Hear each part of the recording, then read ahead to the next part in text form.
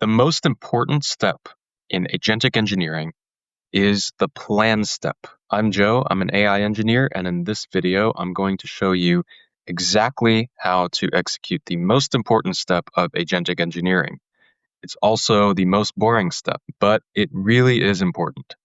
And so I'm going to show you how to make a design document. Here's what you'll learn. You'll learn my agentic engineering workflow. You'll learn how to create a comprehensive plan document or software project. And you'll learn, importantly, how to avoid slop creep. Here's what we're going to cover. We're going to cover how the planning phase fits into the agentic engineering paradigm. We're going to cover why to use a plan document or a design document instead of using superpowers. Why it's the most important step, even if it's unsexy. We're going to walk through the agentic engineering workflow, and then I'm going to show you how to go from zero to build plan. So let's get right into it. Here's my agentic engineering workflow. And as you can see, the plan is the first step, right? So when you go from zero to plan, you're actually already 80% of the way there. And the reason for that is because everything after that, or a lot of the intermediate stuff, can be automated. The plan part actually shouldn't really be automated that much.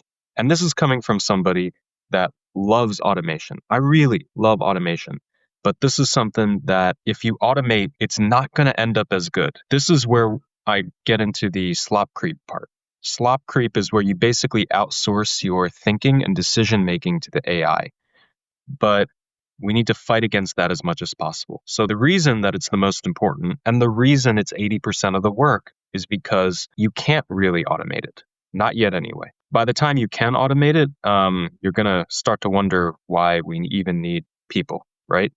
I mean, if the AI has better judgment in general than you, then that's a cause for concern. But we're not there yet, don't worry. After we are done with the plan, the way I see it, the app is most of the way done because the beads section can be automated. In a different video, I'll show you how exactly I automate that. But you might be thinking, what are beads? Well, beads are basically just Jira tickets for AI agents. And what we do is we break up the plan into those actionable tasks that they can execute. And the beads also have dependencies in a directed acyclic graph or DAG structure. If you don't know what that is, just think of it as just a bunch of interconnected points that don't have any like symmetry or anything like that. It's really just this thing depends on that thing depends on that. Now, the swarm part is like the fun stuff, right? And that's the part that everybody loves about agentic engineering, just watching all the agents go boom, boom, boom and execute. But that part isn't a lot of work and can also, like the beads, be automated.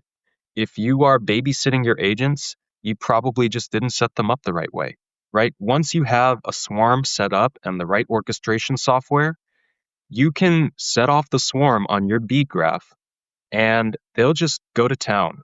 And you really don't need to be there for that. After setting off a swarm, I've stepped away for hours at a time, come back, and they're still clanking.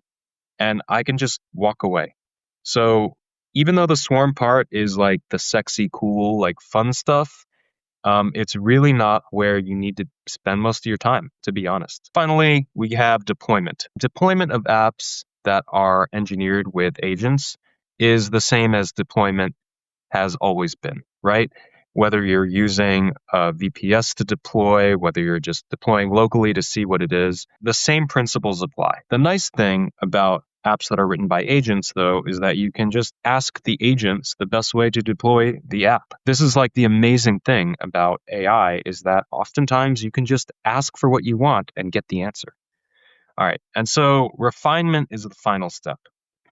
Refinement just refers to playing around with the software that you have just created or the agents made and tweaking it to your preferences. So even if you have an amazing plan document, which by the end of this video, you'll know how to do, you still will need to refine things because there are things that maybe the agents didn't get quite right about the UI or UX, or it wasn't what you had in mind. Agents also make mistakes, so you have to correct for those. So that refinement step is just, going back and forth and iterating and refining the final product. But If you have a good plan document, it won't take that long. Now that we've gone over the agentic engineering workflow, I want to briefly cover Superpowers because I know Superpowers is a very popular app for Claude Code and Codex. I really appreciate what Jesse did with Superpowers. I think it's a great idea and a great concept, and I really like how minimalist it is, how it's just a Claude Code extension, but you don't want to use this to create your plan document. And the reason you don't want to use this to create your plan document is because it automates it. And automation is actually what we're trying to avoid when we're making the plan document. See, with Superpowers, you don't get to control how many options you have when you're iterating and refining. You don't get to tell the agent, hey, I want 100 ideas, because it's only going to give you a few. Another really important thing to note is that using Superpowers happens with an agent. You actually want to do the plan step in Claude or ChatGPT web. And the reason you want to do that is because you can turn up the intelligence all the way up on those, and they tend to use the web more. When you're creating the plan document, you want to be using the smartest AI you can, and ideally you want to be using several different types so that you can pit them against each other and get the best of all worlds.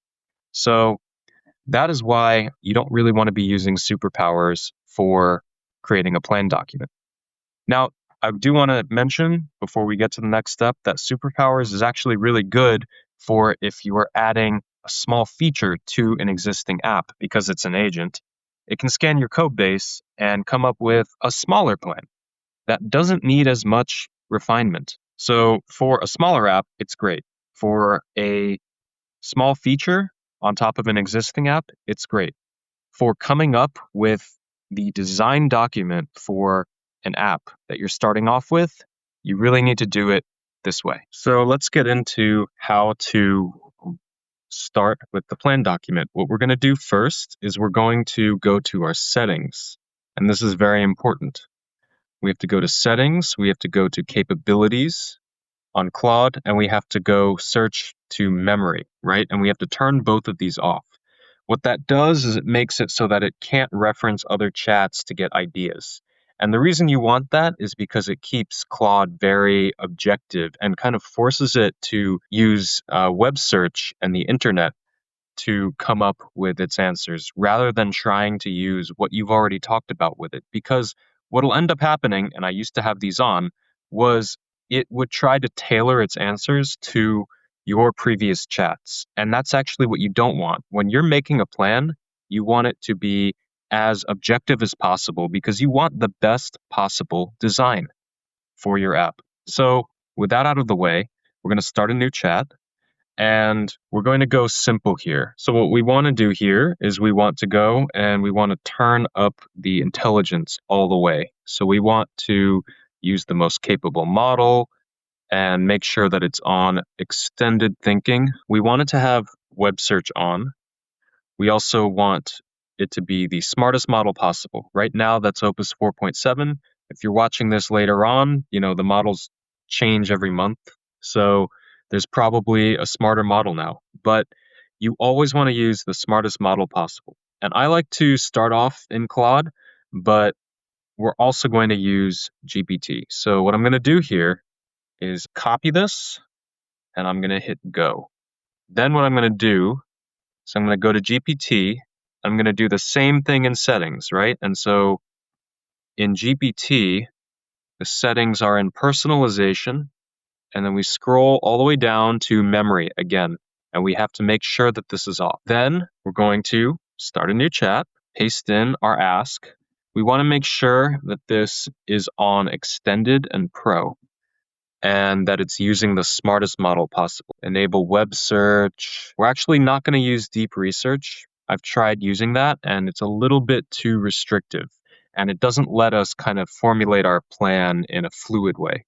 So I'm going to hit go on that. This is actually another thing that I really hate about Claude sometimes is that it'll have plan mode, and I always skip this. We're going to go full buildable Android app. I kind of hate the plan mode because it boxes you in a little bit, and now you're kind of playing the AI's game instead of your own.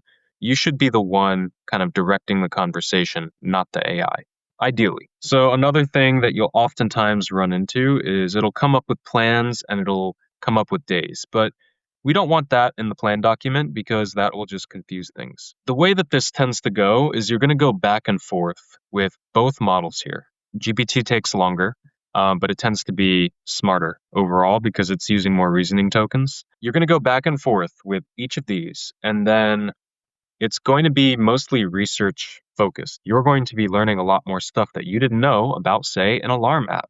If you've never built an alarm app before, then you're going to have to basically kind of learn enough about it to be able to make design decisions. That can actually be quite tiring because you're just kind of drinking through a fire hose from like GPT and Claude, which obviously can search the internet, so they're going to know a lot more than you. And you kind of have to just ask them questions and go along. Once you do this for long enough on an unfamiliar topic, number one, you're going to learn a ton, and that's always good, right? Like, who doesn't like to learn more? Number two, things are going to start to click, and you're going to be able to make these design decisions for the plan document. And then at the end of these two chats, we're going to have plan documents for each. And then we're going to take both of those, and then we're going to move to step 2 of the planning phase, which is iteration. So I also want to note that I chose something for this video that's intentionally very simple. The reason I did that is because actually my first idea for this video was to talk about making my own agent harness. But the problem is that research step that I talked about would take a long time. I'd need to learn about context and go back and forth. And that's like an example project where the research part is just vast and extensive. And so I wanted to cut past that a little bit so that you get to see how we do things and not have to wait around for me to do a bunch of research. So I don't need to really do a lot of research here. I'm just going to ask it to create a comprehensive plan document. If you're doing a more novel project that requires a lot more research, like building your own coding agent harness, then you would need to go back and forth with it, like I did here, for example. So you see how I'm going back and forth with this thing. I start out very simple and asking it, I want to create my own agent harness based on like PyAgent. What are my best starting options? And then it goes into like, we go into languages. We go into what's the most important part of an agent harness. And so I just keep digging deeper, right? We went into context management and stuff like that. Like, you can get really deep depending on what project you're doing. And that's really good because you're going to end up with a good project and actually focusing on the things that matter. But it's also the hard part and the reason that I chose something simple for this video. So I'm going to say create a comprehensive plan document. This would be like the last step. So I'm going to say do not include timelines because if you give timelines, that'll really just confuse agents down the line. We wanted to just have the architecture. All right, so GPT finished in 4 minutes because, again, this is a simple concept. So product goal, ring, dismiss, redesign the main. Yeah, I mean, GPT on the full extended pro for something simple like this is overkill. But like I said, you're probably going to be building bigger things than just an alarm app. So I'm just going to, for the sake of simplicity, copy this here. So now what I'm going to do is I'm going to download both of these. We're going to start a new chat and we're going to add both the files. All right, so I'm telling it to read all of these two plans and be honest about what strengths and weaknesses are for each. Then I want you to combine them into a markdown plan that takes the best of both worlds from each to outline the build plan. We want this on Extended Pro and we're going to let it rip. By combining these two plans, we're getting to the second step of the planning phase, which is iteration.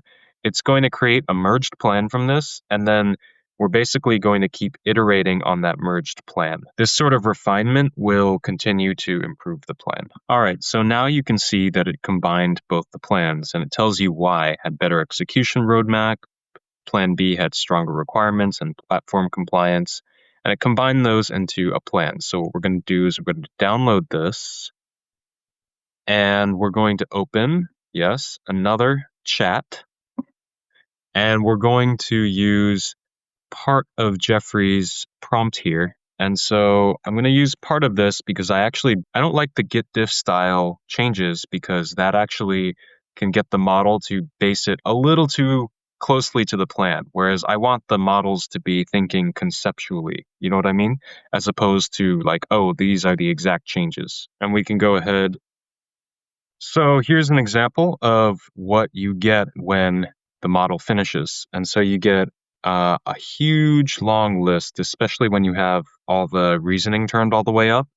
And yeah, you have to at least skim all of this and make decisions because you're going to tell the AI which of these to add to the plan and which of these to leave out. Oftentimes, in the first pass, you're going to be approving almost everything. And then you're going to find as you keep going that some of these suggestions are not so good or not what you're looking for or extra things that you don't want to add. And that's really a sign that the plan is getting better. But you see, you have to really read like all of this and understand what it's asking and say, keep this, not that, keep that, not this. And so if we scroll all the way to the bottom, it's going to list the highest priority as well. So it'll usually just come up with ideas. I'm not going to go through all of these 39 different things, but if you were doing this plan and you were doing this legitimately, you would go through these 39 different things. So I'm just going to say weave in the top 10 additions into the plan. If you were doing this legitimately, you would actually read all of these ideas and you would go, oh, this one's good, that one's bad, this one's bad. Or you might ask clarifying questions. That happens a lot too, where it'll suggest something and I'm like, well, what do you actually mean by that? So for example, add localization and calendar system boundaries.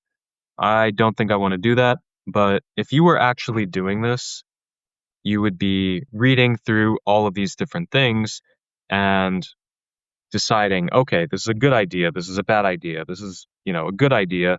Or you would go, what do you mean by this? What do you mean by that? For example, I might be like, what do you mean by add accessibility specific alarm controls? How does a large snooze button change anything? Or something like that. Now, with this app, things are not that hard to understand. But with other projects that you do that are more complex, some things will be hard for you to understand. And even with all the research you did in the beginning, going back and forth with the models, kind of brainstorming, there are still going to be things that it suggests that you're like, well, I don't know. I haven't really dealt with anything like that before. This is definitely like high cognitive load work. You're going to be using your brain a lot for this. You are really getting paid to use your brain well for this and to not take shortcuts like I'm doing right here. But this is just an example. You're going to ask it to take the best ideas and make a new Markdown document. Now, you might be wondering why I'm saying to make a new Markdown document. The reason is because we want a new context window every time. We want it to start fresh because the AI models are smarter when they have less context. So if you give them less of a context window, they're going to make better decisions and they're going to give you better ideas, right? If you instead said, okay, now come up with 10 more ideas in the same context window, it wouldn't be doing a good job. So that's why you want to break it up into separate context windows. And so, yes, you will end up having a whole bunch of chats that is like redesign plan, like blah, blah, blah. That's just how it goes. If you want to clear it out, you can very easily just go to a chat and click delete. I'm not going to do that because this one's actively going. So after you've gone through a few iteration cycles, what you want to do is be a little bit creative with your prompts. And so I have a few that I just kind of keep on hand, which I use to make sure that everything's good in the plan. It's a lot easier to iterate on the plan than it is to iterate in the beads, and way easier than iterating in the actual code base, especially for agents. So if you can find bugs in the plan, that's a huge win. So here I have one that says take a step back and peer into the future. What issues can you foresee arising? Any problems that would arise from bad architecture, any edge cases that are not accounted for, modify the plan to prevent bad things from happening once they are complete. An ounce of prevention is worth a pound of cure.